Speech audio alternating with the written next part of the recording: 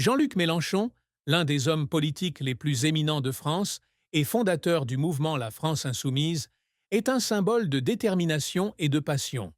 Mais derrière son image forte sur les tribunes politiques, la plus grande tristesse dans la vie de Mélenchon ne réside pas dans les échecs électoraux ou les critiques de ses adversaires, mais dans un profond sentiment de solitude lorsque ses idéaux ne sont pas compris par l'ensemble de la société.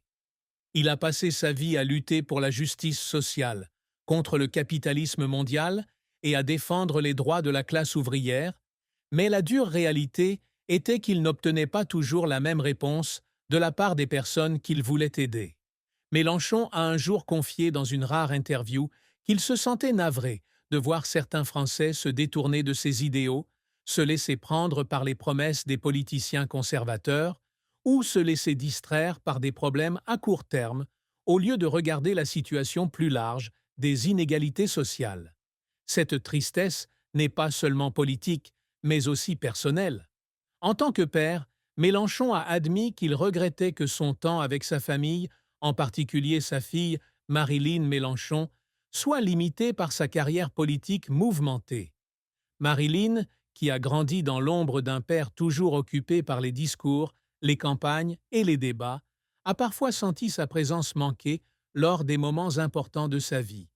Mélenchon a dit un jour qu'il craignait qu'un jour, avec le recul, il réalise qu'il avait trop sacrifié pour ses idéaux sans pouvoir compenser ses proches. Cette tristesse n'était pas un événement spécifique, mais un sentiment persistant, comme une blessure sourde qui lui faisait parfois remettre en question le sens de ce qu'il avait sacrifié. La tristesse de Mélenchon a été amplifiée par les divisions au sein de la société française. Il a vu le pays qu'il aimait déchiré par les manifestations, la crise économique et la montée du populisme de droite. En tant que socialiste et humaniste, Mélenchon se sent impuissant à stopper cette polarisation, malgré tous ses efforts pour transmettre un message d'unité. Au cours de longues nuits passées seul après les débats, à lire des commentaires critiques sur les réseaux sociaux ou à écouter les nouvelles sur l'échec du mouvement de gauche, Mélenchon avait souvent l'impression que le monde tournait le dos à ce en quoi il croyait. Cette tristesse, bien que rarement exprimée publiquement, était une partie indissociable de son parcours de vie. La carrière de Jean-Luc Mélenchon est une longue histoire de persévérance, de passion et d'échecs cuisants. Né en 1951 à Tanger, au Maroc, d'un père postier et d'une mère enseignante, Mélenchon a été exposé très tôt aux injustices sociales. Il est entré en politique dans les années 1970, en tant que membre du Parti socialiste français. Dès ses premières années, Mélenchon se distingue rapidement par son éloquence et sa capacité à nouer des liens avec la classe ouvrière. Il devient l'un des plus jeunes sénateurs de France en 1986, représentant la région de l'Essonne. Un grand succès pour quelqu'un d'origine modeste. Mais ce succès n'est qu'un début. Mélenchon s'est progressivement insatisfait de la direction du Parti socialiste, notamment lorsque celui-ci a commencé à adopter des politiques néolibérales sous la présidence de François Mitterrand. En 2008, il quitte le parti et fonde le Parti de gauche, un geste audacieux mais risqué. La sortie de la France insoumise en 2016 marque l'apogée de sa carrière. Le mouvement, avec son message de lutte contre les inégalités, de protection de l'environnement et de remise en question du système capitaliste, a attiré des millions de partisans, en particulier des jeunes. Lors de l'élection présidentielle de 2017, Mélenchon a obtenu 19,58% des voix, manquant de peu le second tour. Ce fut un exploit extraordinaire, prouvant qu'il n'était pas seulement un homme politique, mais aussi une source d'inspiration, relançant le mouvement de gauche en France. Mais le parcours de Mélenchon n'a pas été que glamour. Ses échecs professionnels étaient parfois si graves qu'ils le laissaient confronté au doute. L'élection présidentielle de 2012 en est un exemple. Malgré de fortes attentes, Mélenchon n'a recueilli que 11,1% des voix, terminant quatrième et incapable de progresser davantage. Cet échec le laissa dans un état de profonde réflexion. Il a raconté un jour que la nuit suivant l'annonce des résultats, Il était assis seul dans son bureau, regardant les affiches de campagne et se demandant s'il était sur la bonne voie. Un autre revers est survenu en 2022, lorsqu'il a de nouveau échoué à atteindre le second tour de l'élection présidentielle, malgré une amélioration de sa position avec 21,95% des voix. Ces moments n'ont pas seulement été des échecs politiques, mais aussi des coups portés à la conviction Mélenchon qu'il pouvait changer la France. Les efforts de Mélenchon au cours de sa carrière l'ont souvent fait pleurer, même s'il laisse rarement le public voir cette faiblesse. L'un des moments les plus émouvants a eu lieu lorsqu'il préparait un discours pour la campagne de 2017. Après des mois de travail acharné, il a appris qu'un ami proche du mouvement était mort d'épuisement. Ce soir-là, Mélenchon écrit son discours en larmes, pensant à tous ceux qui s'étaient sacrifiés pour la cause commune. Il a également pleuré en voyant les manifestations des Gilets jaunes, non pas à cause de la violence, mais parce qu'il ressentait le désespoir des gens ordinaires qu'il avait lutté pour protéger toute sa vie. Ses larmes n'étaient pas un signe de faiblesse, mais un témoignage du cœur passionné et de la profonde empathie de Mélenchon. Mélenchon n'a jamais cessé d'essayer.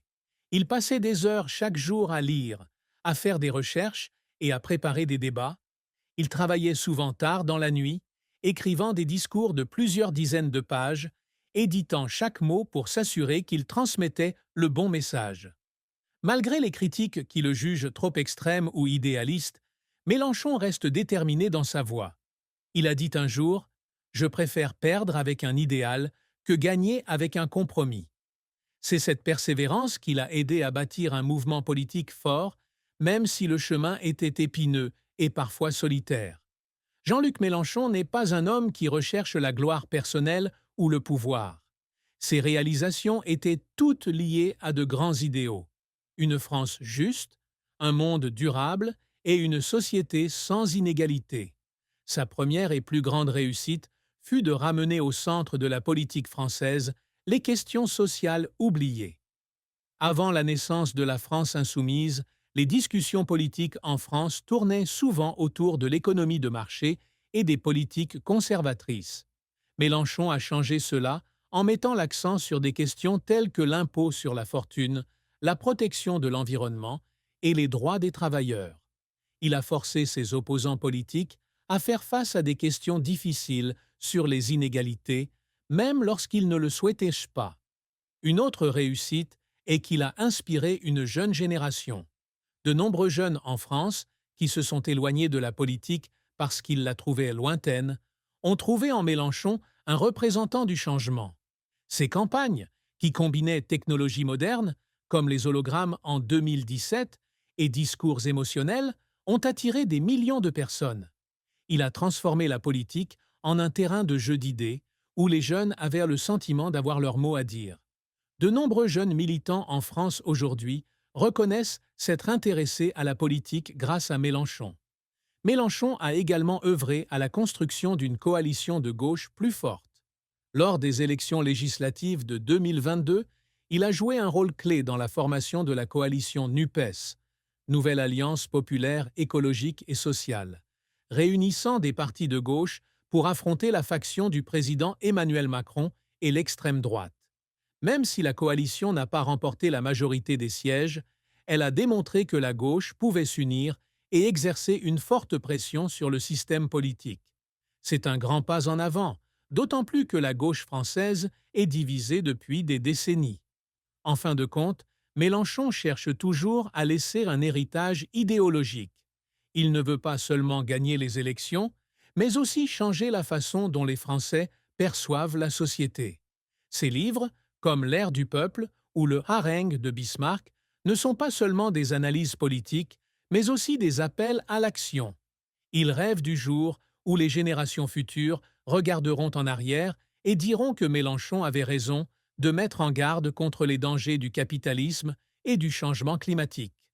Même s'il n'a pas obtenu tout ce qu'il souhaitait, le parcours de Mélenchon a laissé des traces indélébiles dans l'histoire politique française. Jean-Luc Mélenchon est une personne réservée sur sa vie personnelle, notamment sur sa vie amoureuse et son mariage.